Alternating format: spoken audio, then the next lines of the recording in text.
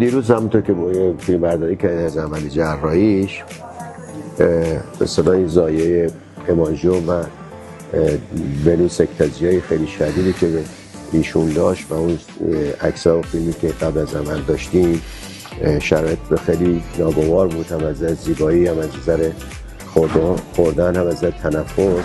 متاسفانه از 9 سالگی که ایشون هند رفته بود و در حقیقت اونجا بود که کار موثری انجام نشد، فقط تراکش کرده بودن و بعدم تراک خود به خود بسته شده بود. این بنده خدا خیلی زجر کشیده بود از باب این موضوع. خب با همکاری تیم آی پی دی و دوستانی که ارتباط با بیمارستان نیکان داشتن کاندید کردن که یه مداخله انجام شد و در واقع عمل انجام شد و خدا را شکر این عمل فوق العاده خونریزی دهنده است و گاهی اوقات بیمار از دست میدیم به دلیل خون زیادی که از دست میده. باز با مهارتی که تیم داشت، تیم بیهوشی داشت، تقریبا میشه گفت 1/3 قدامی، شاید 50% قدامی که درگیر بود برداشته شد، برای اینکه در واقع این زبان پشت حلق نیفته. ما زبانش رو فیکس کردیم به اینجا که بعدا این 1-2 روز آینده این بخیات کشیده میشه.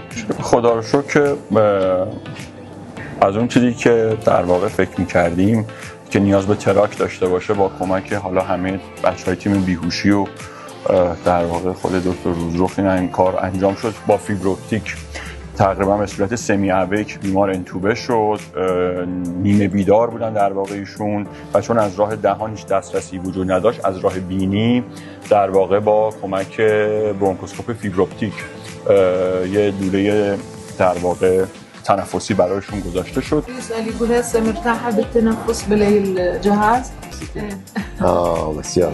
و راضی هستی؟ العمليه يقول شلون مثل ما دليتش الصوره مالت اللسان شلون راضيه من العمليه؟ يا الله عدنا والعودة أحمد.